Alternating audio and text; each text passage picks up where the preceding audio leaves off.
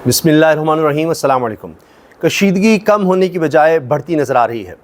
जो ही मुआहदा हुआ दोहा में तो सबका ये ख्याल था, सब में ये खुशी थी कि अब हालात बेहतर हो जाएंगे पाकिस्तान और अफ़गानिस्तान के दरमियान। लेकिन उसके बाद जो ख़बरें सामने आ रही हैं, जो इंटरव्यूज़ दिए जा रहे हैं, जो बयानात आ रहे हैं, उनसे नज़र आ रहा है कि कशीदगी तो फिर से बढ़ने जा रही है। बहुत खौफनाक सूरत हाल है, इसकी बात करेंगे। दूसरी तरफ हुकूमत होश के नाखून लेने को तैयार नहीं है, केसेस मज़ीद बनाए जा रहे हैं, इससे और ज़्यादा मसाइल बनेंगे। अब तो ये कहा जा रहा है कि 27वीं तरमीम ज़रा ला कर तो देखो, आ जाओ ना ज़रा, सबका पता लग जाएगा। तो हर सतह पर हमें एक अजीब कशीदा माहौल नज़र आ रहा है। आज जो जमातें इक़्तिदार में हैं उनके दरमियान भी आप देखेंगे कशीदगी बढ़ेगी, चाहे पीपल्स पार्टी और नून लीग क्यों ना हो। क्योंकि रिजवान रज़ी साहब ने ये ट्वीट कर दिया है कि हाँ जी, माफ़ी मंगवा ली आपने। यानी पीपल्स पार्टी अब पुरानी तनख्वाह पर ही काम करेगी कि जी हम कुछ और दे रहे हैं वक्त वफाकी हुकूमत को। आपसे मांगा किसने वफाकी हुकूमत के लिए वक्त? ना दे उनको हुकूमत में वक्त, करें कुछ एजिटेशन करें, कुछ करें फिर। यानी मरीम नवाज़ साहिबा से माफ़ी मंगवाना चाहते थे, नहीं मंगवा सके। 27वीं तरमीम में बहुत सी ऐसी चीज़ें आएंगी जिसमें शायद नए सूबों की बात हो। क्या वो पीपल्स पार्टी या दीगर जमातें इस पर मानेंगी? तो बहुत सी चीज़ें आने वाले दिनों में मसाइल खड़े करेंगी। और उसके अलावा मजहबी जमात पर क्रैकडाउन, उसका भी रिएक्शन कहीं ना कहीं अभी आना ही है। उसके हवाले से मैं कुछ डिटेल्स इकट्ठी कर रहा हूँ जो बड़ी खौफनाक हैं, और अगर हुकूमत उस तरफ कदम उठाती है तो फिर मसाइल और बढ़ सकते हैं। इस पर भी हम बात करेंगे। लेकिन ये वीडियो ख़ास तौर पर है इस्लामाबाद की तरफ लॉन्ग मार्च के बारे में, इस्लामाबाद की तरफ एहतजाज के बारे में। इस्लामाबाद क्या आने वाले दिनों में फिर से बंद होने जा रहा है? जैसा कि हमने पहले देखा, इस दफ़ा उससे भी ज़्यादा ज़ोर लगने वाला है। माजी के लॉन्ग मार्च, माजी के एहतजाज को भूल जाइए। इस दफ़ा क्या फ़र्क होगा? जिस तरह से पहले लॉन्ग मार्चेज़ हुए हैं, इस्लामाबाद की तरफ रुख किया गया है, इस दफ़ा फ़र्क क्या है? पहले से मामला किस तरह से ज़्यादा आगे बढ़ना है, इसी पर हम बात करेंगे। और पहले मैं ये बात करूँगा, उसके बाद हम और बहुत सी बातें करेंगे। मतीउल्लाह जान साहब के ऊपर केस के बारे में बात करेंगे। फिर जो कशीदगी बढ़ रही है उसकी भी बात करेंगे। अफ़गानिस्तान और पाकिस्तान के दरमियान किस तरह अब पीठ पे छुरा घोंपा जा रहा है। एक तरफ मुज़ाकरात किए गए, एक तरफ जॉइंट डिक्लेरेशन आई, आगे 25 तारीख को फिर मुज़ाकरात आगे बढ़ाने की बात आई, और साथ ही पीठ में छुरा घोंप दिया। इस सब पर बात करेंगे। पहली चीज़, नए वज़ीर आला आ चुके हैं खैबर पख्तूनख्वा में, सुहेल अफरीदी नौजवान हैं, और लोग कहते थे जी बड़े जज्बाती हैं और पता नहीं क्या करेंगे। उन्होंने शिरकत नहीं की। शहबाज शरीफ साहब ने उनको फ़ोन भी किया, मुबारकबाद भी दी, बुलाया भी, लेकिन वो अहम तरीन मीटिंग में नहीं गए जहाँ पर अफ़गानिस्तान के बारे में बात हुई, अफ़गानिस्तान के पाकिस्तान में रहने वाले शहरियों के बारे में बात हुई कि उनको किस तरह वापस भेजना है। आप ये देखें कि अब तो जो हुकूमत के हामी भी कुछ तज्ज़ियाकार हैं, वो भी ये कहने पर मजबूर हैं कि ये क्या कर रहे हैं। किसी एक जगह सुहेल अफरीदी से ताउन किया गया? यानी शहबाज शरीफ फ़ोन करके कहते हैं कि जी मुबारक हो, ये हो वो, लेकिन उस वज़ीर आला ने जो 4-5 करोड़ लोगों को रिप्रेजेंट कर रहा है, उसने ये कहा कि मेरी मुलाकात करवा दें आप मेरे कायद से। शहबाज शरीफ की इतनी हैसियत नहीं कि वो कहते हैं हाँ जी मैं करता हूँ कुछ, वो कह रहे हैं जी मैं पता करके बताता हूँ। वो भी नहीं करवा सकते मुलाकात, तो बाकी क्या रह जाता है? इन्होंने क्या एग्रीमेंट कर रहे हैं? क्या उस नौजवान को बुलाना है? फिर अफ़गानिस्तान की तो बात हुई, अफ़गान शहरियों की बात हुई, लेकिन आटा महंगा होता चला जा रहा है। पंजाब से पाबंदी मरीम नवाज़ साहब ने लगा दी हुई है कि जी खैबर पख्तूनख्वा नहीं जा सकता, वहाँ पर आटे की कीमत बढ़ गई है। हाल ये है इस वक्त के रावलपिंडी इस्लामाबाद में टमाटर की कीमत ही 500 रुपये किलो हो चुकी है। 500 रुपये किलो। महंगाई का एक नया तूफ़ान आ रहा है। बेरोज़गारी, गुर्बत रोज़ की बुनियाद पर बढ़ रही है। इसका रिएक्शन आना है, पूरे पाकिस्तान से आना है। तहरीक तहफ़्फ़ुज़ आईन पाकिस्तान में नए लोग शामिल हो रहे हैं। जिस तरह से अब मोबिलाइजेशन हो रही है, मैं आपको बड़े वसूख से बता रहा हूँ कि अब पहले की तरह एहतजाज नहीं होगा। जिस तरह से मोबिलाइजेशन हो रही है, इसमें अवाम तंग हैं, वो भी शामिल होंगे, बड़े बड़े लोग शामिल हो रहे हैं। जिस तरह आपने सेनेटर मुश्ताक जो इस वक्त बड़े मशहूर हो चुके हैं, जिस तरह उन्होंने स्टांस लिया फ़लस्तीनियों की खातिर इसराइल के ख़िलाफ़। अब इसराइल ने फिर मुआहदे की खिलाफ वर्जी करते हुए हमले शुरू कर दिए हैं। फिर हमले इसराइल ने शुरू कर दिए हैं, फ़ज़ाई बमबारी शुरू कर दी है, दर्जनों लोग फिर शहीद हो रहे हैं। ये मैं आपको आज की लेटेस्ट बता रहा हूँ। और हमारे यहाँ गवर्नमेंट खुश हो रही है कि बड़ा ज़बरदस्त मुआहदा ट्रंप ने करा दिया, बड़ा कमाल कर दिया, बड़ा कमाल कर दिया, और वहाँ पर हमलों पर हमले हो रहे हैं। तो सेनेटर मुश्ताक साहब भी तहरीक तहफ़्फ़ुज़ आईन पाकिस्तान के साथ आ गए हैं और इमरान खान की रिहाई का मुतालबा कर दिया है। कैदी नंबर 804 का मैंडेट वापस करो, ये वाहिद हल है, और वो भी साथ आ रहे हैं और लोग आ रहे हैं। Suhail Afridi step by step चीज़ों को ऊपर लेकर जा रहे हैं। मैं आपको अंदर की खबर बता रहा हूँ कि आने वाले दिनों में आप फिर मार्च देखेंगे। अभी आप जलसे देखेंगे, तैयारी देखेंगे, और तैयारी इसी तरफ हो रही है लॉन्ग मार्च की, इस्लामाबाद की तरफ रुख करने की। अब आप यकीनन सवाल पूछेंगे, जी पहले भी आए थे, 2 दफ़ा आए थे, अब क्या फ़र्क हो जाएगा? फ़र्क है अब अली मीन गंडापुर नहीं है, जो कभी आपको मिलते थे, खैबर पख्तूनख्वा हाउस चले जाते थे, वहाँ से कभी पता नहीं किसी मीटिंग में चले जाते थे, कारकुन उनकी गाड़ी को रोक रहे होते थे कि आगे बढ़ो आगे बढ़ो, ऐसा नहीं है। अब होगा सुहेल आफरीदी, और वो होगा सबसे आगे, और वो इसी के लिए प्लानिंग कर रहा है। और डेट मैं आपको इसलिए नहीं बता सकता क्योंकि ज़ाहिर है कि नवंबर का सुहेल आफरीदी ही कह चुके हैं कि जी हम फिर नवंबर में जाना चाहते हैं। उन्होंने अपनी लीडरशिप से कहा था, जलसे में खड़े होकर कहा था, और वज़ीर आला बनने से पहले कहा था। लेकिन तारीख़ पता लगेगी अडयाला से, अडयाला जेल से जब तारीख़ आएगी तो उस वक्त। बाकी तैयारी हो रही है, मोबिलाइजेशन शुरू हो चुकी है, कारकुन तैयार हैं, खैबर पख्तूनख्वा के अवाम तैयार हैं, पूरे पाकिस्तान के लोग तैयार हैं। यही वजह है कि फिर से तहरीक इंसाफ के लोगों की गिरफ़्तारियाँ शुरू हो गई हैं, फिर गिरफ़्तार किया गया है। अभी इस्लामाबाद में आप देखिए ना, वहाँ से भी खबर आई कि वहाँ से भी गिरफ़्तारी हुई है।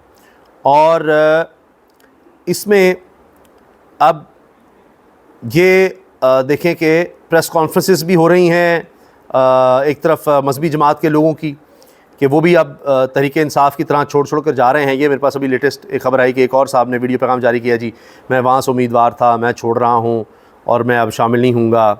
ये सब बातें हो रही हैं। जो गिरफ़्तारी हुई है वो हुई है जनाब तहरीक इंसाफ के रहनुमा हैं, और ये हर जगह आपको हर एहतजाज में नज़र आते थे।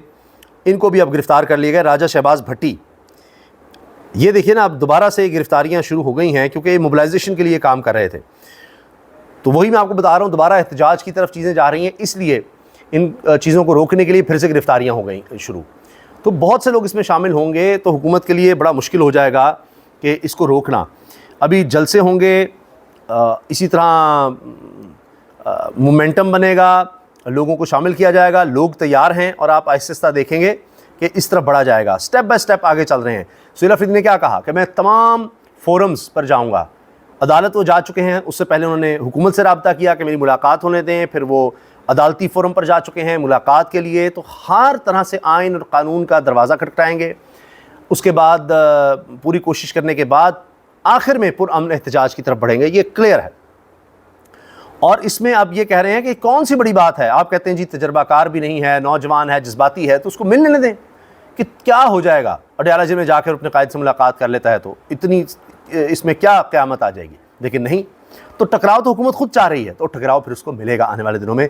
ये मैं आपको बता रहा हूँ, ये अंदर इस वक्त खबर चल रही है। फिर 27वीं तरमीम का मुसविदा आने की देर है। अगर उसमें नए सूबों की बात है तो एक नया भंचाल होगा। इसमें कुछ भी हुआ, जजेस को काबू करने के लिए बात हुई, उसमें आप देखिएगा मज़ीद वकला को पता लगेगा कि कहानी बिल्कुल ख़त्म हो रही है। अदलिया की पहली ख़त्म हो चुकी है, मज़ीद ख़त्म हो रही है। वो भी मजबूर होंगे कि वो फिर एहतजाज की तरफ आगे बढ़ें। साफ़ी देखें, कब तक खामोश रहेंगे, कब तक तंजीमें खामोश रहेंगी कि कुछ नहीं करना, एक के बाद एक की बारी आएगी। अब आप देखिए मतीउल्लाह जान साहब, सीनियर साफ़ी, क्या खबर थी, क्या उन पर केस बनाया कि जी 100 से 500 किलोग्राम आइस उन पर बरामद हो गई। नाके पर जब पुलिस ने रोका और बंदूक तान ली, मनशियात का बैनुल-अक़वामी नेटवर्क चलाते हैं। इसके बाद राना सलाम ने कहा जी इस पर सज़ा मिलनी चाहिए आईजी को कि उन्होंने ये झूठा केस बनाया मतीउल्लाह जान पर, मनशियात का मन घड़ केस है, और आईजी को इस पर जवाब देना चाहिए, फ़ौरी तौर पर मतीउल्लाह जान को रिहा करना चाहिए। अच्छा, मतीउल्लाह जान साहब को रिहा कर दिया, लेकिन क्या हुआ कि गुज़श्ता साल 28 नवंबर को झूठे मनशियात और दहशतगर्दी के केस में वफाकी हुकूमत के मातहत इस्लामाबाद पुलिस ने अब मुकम्मल पैरवी शुरू कर दी है, और ये मन घड़त केस चालान अदालत में जमा करा दिया है, जिसमें मन घड़त शवाहिद से मतीउल्लाह जान को मुजरिम साबित करने की कोशिश की गई है। अब इस केस में ट्रायल शुरू हो रहा है। राना सनाउल्लाह 1 साल पहले कह चुके हैं कि बनाने वाले को, इस जाली केस बनाने वाले को सज़ा मिलनी चाहिए। हुकूमत का ऐसा इक़दाम शदीद काबिल मज़म्मत है। एक बशीर साहब भी कह रहे हैं, जब मतीउल्लाह जान साहब को अगवा किया गया था, साकिब बशीर साहब मौजूद थे साथ, उनको फिर छोड़ दिया था। हामिद मीर साहब के प्रोग्राम बैठ के राना सनाउल्लाह ने बातें की थी, और अब आप देखिए कि फिर हुकूमत ये झूठा केस बना रही है। ये आईजी इस्लामाबाद ये काम कर रहे हैं। तो इसी से आप अंदाज़ा लगा लीजिए कि हुकूमत किस तरफ जा रही है। लोगों को खुद मौका दे रही है कि भाई एहतजाज के अलावा आपके पास कोई रास्ता नहीं है। इसके अलावा जी पाकिस्तानी तालिबान ने फिर से हमला किया है पुलिस स्टेशन पर। इसके अलावा धमाकों की भी इतलात हैं। और आप देखें कि क्या किया है अफ़गान तालिबान ने, कि पहले बॉर्डर का लफ्ज़ था जो एलामिया आया था दोहा से, उसमें बॉर्डर का लफ्ज़ था। अब इन्होंने बॉर्डर का लफ्ज़ निकलवा दिया है, कहते हैं जी बॉर्डर है ही नहीं, पाकिस्तान अफगानिस्तान में ड्यूरल लाइन है, कई इलाके पाकिस्तान ने हमारे अपने कब्ज़े में लिए हुए हैं। ये अफगान तालिबान की स्टेटमेंट आई है। इसका मतलब क्या है कि वो कशीदगी को कम करना ही चाह रहे, पाकिस्तान के इलाकों पर कब्ज़ा करना चाहते हैं, उनको अपना डिक्लेयर कर रहे हैं।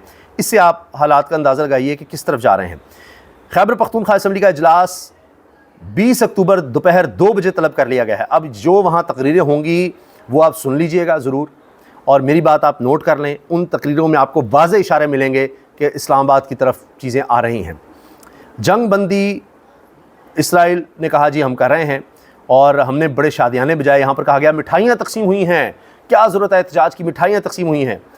गज़ा पर इसराइली बमबारी जारी है, 38 फ़लस्तीनी शहीद हो गए हैं, 147 ज़ख्मी हैं। 47 बार मुआहदे की खिलाफवर्जी हो चुकी है, और फ़तह क्रॉसिंग गैर मुअय्यना मुद्दत के लिए बंद है। 70,000 टन बारूद